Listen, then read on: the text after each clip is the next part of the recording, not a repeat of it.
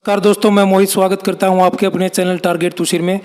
तो जैसा कि हम आपको हरियाणा से जुड़ी वो हर छोटी बड़ी खबर दिखाते रहे हैं, तो हमारे साथ आज मौजूद हैं विकास कुमार जी। अगर सिंगिंग की बात करें तो जहां सिंगिंग में आपने महारत हासिल की है, बॉलीवुड तक भी आपने अपना सिक्का जमाया, तो राजनीति में आने की किस प्रकार आपको सोच आपकी बनी राजनीति में आने की?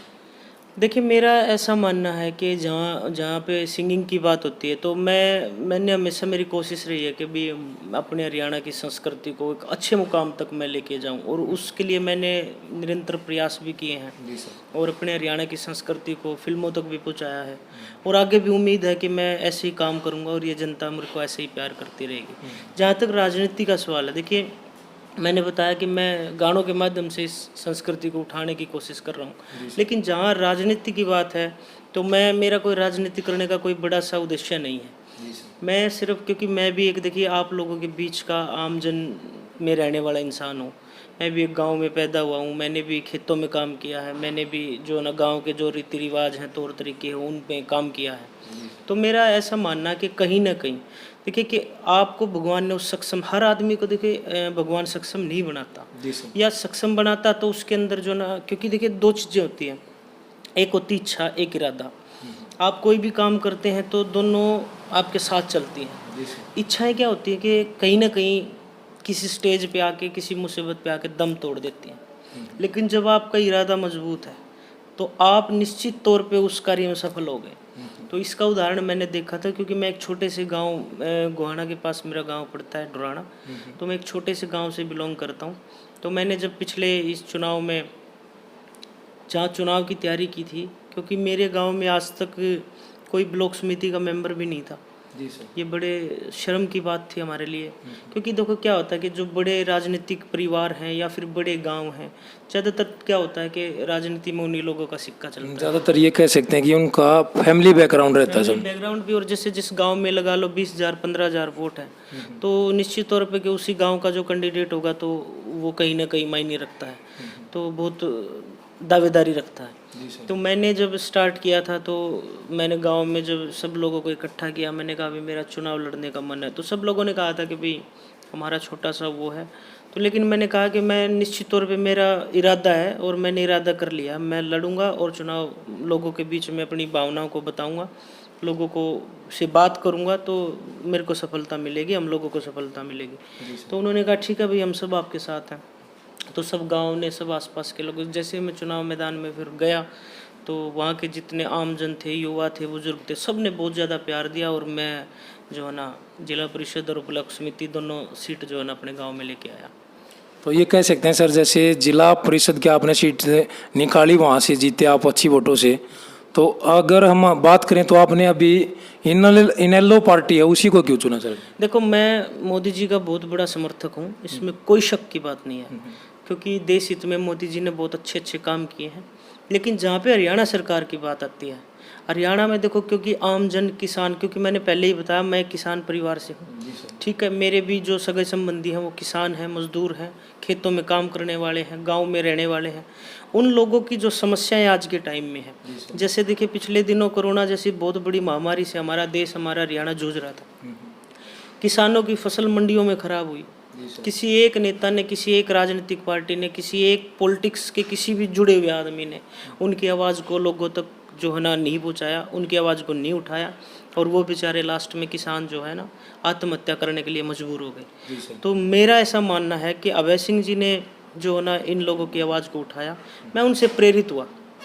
मैंने देखा भी कि एक आदमी कम से कम, देखो क्या है, हर आदमी का अपना एक मोटिव होता है, हर आदमी का एक क्या होता है, स्वार्थ भी होता है, उद्देश्य भी होता है। अब दोनों में देखो फर्क है, भाई स्वार्थ से आप काम कर रहे हो, उद्देश्य से काम कर रहे हो। देखो स्वार्थ क्या होता है, स्वार्थ में आदमी सोचता है मैं बहुत सारा धन कमा लूँ। आज उन लोगों के पास धन की कमी नहीं है, लेकिन उद्देश्य उनका क्या था कि भी कोरोना जैसे महामारी में, जहाँ पे लोग घरों से बाहर भी निकलना जो है ना एक वो कर रहे थे कि भी बाहर नहीं निकलना, उस बीच में हमारे नेता अभय सिंह जी जन जन तक गए, हर लोगों की समस्या सुनी, किसानों की आवाज़ को उठाया। तो इसलिए मैं उनसे प्रेरित हुआ, और आज जो है ना मैं हर तरीके से अपनी जो सेवाएं हैं इस पार्टी को देने की कोशिश कर रहा हूँ। और सर कहीं ना कहीं खबर आती रही है कि जेजेपी पार्टी और इनेलो पार्टी अलग हो गई हैं, तो कई लोगों की अगर यही बात रहती है कि जब इनके घर में ही ऐसी लड़ाई रहती है तो जनता को क्या संभालेंगे? देखो भैया, मेरा तो ऐसा मानना है, घरों में किसकी लड़ाई नहीं होती, सबके घरों में। लेकिन क्या होता है कि घरों में लड़ाई होने ऐसे नहीं लड़ाई होती, या तो उनका कोई मोटिव होता है। सपोज करो कि आपके घर में आप हो, आज आपको लोग सलाम करते हैं, नमस्ते करते हैं, ठीक है, तो हो सकता है आपके पिताजी की वजह से आपको नमस्ते सलाम करते हो। लेकिन जब आप ये सोचने लग जाओगे कि भाई मेरी एक अलग से पहचान बन गई और मैं ही सब कुछ हूँ, तो निश्चित तौर पे उस घर का समझ लो कि विनाश होना निश्चित है।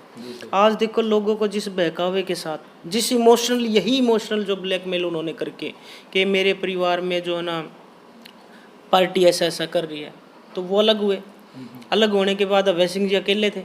आज देखो, आज सब कुछ उनके पास होते हुए भी इतने बड़े सर्वोच्च पद पर आज बैठी है जेजेपी पार्टी। तो लेकिन आज आप खुद देखो क्यों दोबारा फिर से लोगों के अंदर जो है ना इनेलो के प्रति विश्वास पैदा हो रहा है। भाई कुछ तो कारण रहा होगा। हाँ, अभी भी काफ़ी खबरों में चला हुआ है, सिरसा तेजा खेड़ा फार्म जो, वहाँ पे काफ़ी लोग जो जेजेपी के भी समर्थक हैं, कांग्रेस के भी हैं, वो तकरीबन INLD ज्वाइन कर रहे हैं नाइब। बिल्कुल, देखिए मैं खुद कह रहा हूँ, मेरे खुद संपर्क में सैकड़ों कार्यकर्ता ऐसे हैं जेजेपी के, बीजेपी के, जो इनेलो जो है ना ज्वाइन करने के लिए बिल्कुल तैयार है। और निश्चित तौर पे हम उनको जो है ना इस परिवार को बढ़ाने का पूरा प्रयास करेंगे, मेहनत करेंगे, दिन रात एक करेंगे। तो जहाँ तक कि देखिए पार्टी सत्ता की बात आती है, तो 1 साल के अंदर जो है ना सत्ता में आना और 6 महीने के अंदर वापसी सत्ता से आउट होना, ये देखिए अपने आप में एक बहुत बड़ा जो है ना उदाहरण है कि भी आप जितनी जल्दी स्टार बने थे, जितनी जल्दी आपको लोगों ने इतने शिखर पे पहुंचाया था, और मात्र 6 महीने के अंदर आज वही लोग आपकी बुराइयां कर रहे हैं, आप लोगों की कार्यशैली की बुराइयां कर रहे हैं, आप लोगों के खिलाफ जो है ना धरना प्रदर्शन कर रहे हैं। तो कहीं ना कहीं देखो इन चीज़ों के पीछे बहुत बड़ा आप मोटिव समझो उन लोगों का, सिर्फ और सिर्फ झूठ बोल के सिर्फ और सिर्फ सत्ता में आने के लिए उन्होंने ये सब नाटक किया था। अभय सिंह जी स्तंभ की तरह खड़े थे, अकेले खड़े होके मजबूत किया पार्टी को। और आज देखो जनमानस, चाहे वो बसपा पार्टी है, चाहे वो बीजेपी पार्टी है, चाहे वो कांग्रेस पार्टी है, चाहे वो जेजेपी पार्टी है, सभी पार्टियां टूट टूट के बड़े बड़े नेता जो ना अभय सिंह का साथ देने के लिए तैयार हैं। सब ने, कुछ ने, बहुत सारों ने तो इन्हें ज्वाइन भी कर लिया। और अभी सर जैसे बात करें, अजय सिंह चौटाला ने अभी गोहाना में दौरा किया था और उन्होंने साफ कर दिया था कि पार्टी जहाँ तक है बीजेपी और जेजेपी इकट्ठा बड़ौदा चुनाव लड़ेगी। बिल्कुल, देखो क्या होता है भैया, देखो मैं ऐसा मानना है कि 2 भाई होते हैं घरों में 2 भाई क्या होते हैं जिनको गांव में कोई नहीं वो करता। एक होता अकेला, उसको सब राम राम करते हैं, नमस्ते करते हैं। क्यों करते हैं? क्योंकि उसके व्यवहार के कारण। आप भैया, मैं कह रहा हूँ ये सारी पार्टियां अगर इकट्ठा होकर भी चुनाव लड़े ना, तो भी अब की बार अभय सिंह का पलड़ा भारी है। क्योंकि लोग सिर्फ ये देखते हैं भाई हमें पार्टियों से क्या लेना देना भाई, क्योंकि आज सत्ता में है तो हमें थोड़ी उनसे कोई जाके काम करना है। हम तो सिर्फ ये चाहते हैं जो हमारे लोगों की आवाज़ उठाए, हमारे किसान भाइयों की, हमारे मजदूर भाइयों की, जो हमारे आम जन की आवाज़ जो है ना लोगों विधानसभा में उठाए या मजबूत तरीके से हमारे साथ खड़ा रहे, हम तो उसके साथ हैं भैया। तो अभय सिंह से बढ़िया मेरे पास तो मेरे ख्याल कोई ऑप्शन है नहीं। और सर अगर बात करें एक पार्टी की INLD, आपको बड़ौदा उपचुनाव में अगर आप प्रदाव लगाती है तो क्या कहना चाहेंगे सर? देखो भैया, ये तो पार्टी के ऊपर बात है, लेकिन अगर मैं कहना चाहता हूँ, अगर पार्टी इस तरीके का आशीर्वाद मेरे को देती है, अगर मौका देती है, तो निश्चित तौर पे मैं बिल्कुल पूरे दावे के साथ कह सकता हूँ हजारों सैकड़ों युवा साथियों के साथ जो है ना हम सब काम करेंगे। और जो है ना सभी जो जितने भी फिल्मों के स्टार हैं, हरियाणा के सभी स्टार हैं, आज सब भाई हमारे साथ हैं। तो निश्चित तौर पे ये सीट इंडियन नेशनल लोक दल को जाएगी। तो धन्यवाद सर।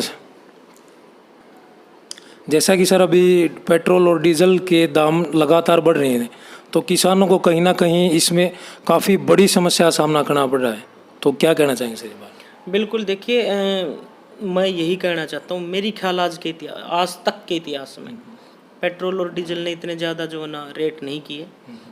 तो इससे देखो कि नुकसान किसको है? नुकसान एक मध्यम वर्ग के इंसान को है या फिर एक जमींदार को है।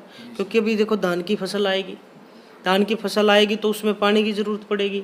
अब गर्मी में पानी वैसे नहीं आता, और तो उसके लिए क्या है कि डीजल की ज़रूरत पड़ेगी ट्यूबवेल चलाने के लिए। तो अगर ये लगा के चलो आप इतनी महंगाई के साथ अगर एक ही जमींदार ने किसान ने अगर फसल बोनी पड़गी तो भैया वो क्या करेगा, आत्महत्या करने पे भी मजबूर होगा। दूसरी बात देखो क्या ना, हरियाणा सरकार ने कहा कि धान नहीं लगाना, अब भिवानी साइड जाके बोल रही है सरकार कि आप धान लगाओ जहाँ पे पानी नहीं है, और हरियाणा में जहाँ पे पानी की सुविधा है, जहाँ पे पानी की व्यवस्था है, वहाँ पे बोल रही सरसों बो। तो किसान मरेगा कि क्या करेगा? किसान तो आत्महत्या करेगा ही। तो महंगाई देखो चरम सीमा पे है बिल्कुल। और ये लगा के चलो आप अगर ऐसा ही हाल रहा तो मैं कह रहा हूँ कि अन्नदाता किसान बॉर्डर पे जवान मर रहा है, और ये लगा के चलो आप खेतों में किसान मरने को तैयार है, क्योंकि इतनी महंगाई कैसे झेल पाएगा एक आम इंसान।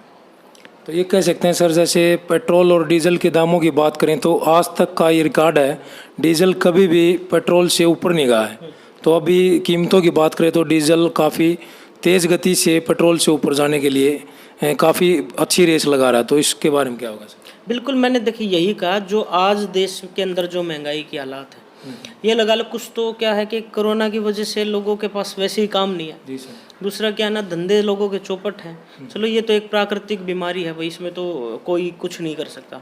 लेकिन जहाँ पे देखिए उनके जो है ना व्यवसाय की बात है, सबसे बड़ी बात क्या है कि हमारे जो है ना करोड़ों लोगों का, अरबों लोगों का जो पेट है वो अन्नदाता किसान भरता है। अगर किसान ही मजदूर जो है ना, किसान मजदूर, अगर किसान फसल नहीं बोएगा तो मजदूर कहाँ काम करेंगे?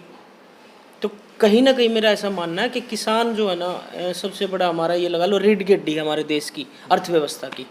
तो अर्थव्यवस्था की रीढ़ की हड्डी होते हुए भी आज किसान देखिए क्या हालत है। और पेट्रोल जो है ना, डीजल में कोई फ़र्क तो रह नहीं गया, 2-4 रुपये का फ़र्क है। बहुत जल्दी मेरा ऐसा सोचना है कि ये भी पार कर जाएगा। तो फिर कहाँ तक जो है ना लोग, किसान, हम सब आम जन कैसे इस चीज़ को सहन कर पाएगा? तो इस चैनल के माध्यम से आप सरकार से क्या गुजारिश करेंगे सर इसमें? मैं बिल्कुल यही कहना चाहता हूँ कि देखिए, अगर आप लोग वाकई में अगर जो है ना हरियाणा के लोगों का भला करना चाहते तो सबसे पहले किसान की जो दशा और जो दुर्दशा है वो आपको संभालनी होगी। और किसान के जो है ना मंडियों में जो है ना फसलें खराब होती है उसके बारे में व्यवस्था करनी होगी। और जो आम जन लोग जो है ना इस सरकार की नीतियों के साथ जुड़े थे, आम जन जो है ना इस सरकार के साथ जुड़े थे, उन लोगों की भावनाओं को समझते हुए महंगाई पे कंट्रोल करना चाहिए। धन्यवाद सर। जैसा कि सर ने बताया कि बॉलीवुड से तक का जो सफ़र सर ने तय किया था और राजनीति में भी उनका आने का मन बना लिया सर ने, तो पार्टी अगर उन पर दाव लगाती है तो सर उनकी उम्मीदों पर खरा उतरने के लिए तैयार हैं। तो इसी के साथ जय हिंद, जय भारत, धन्यवाद।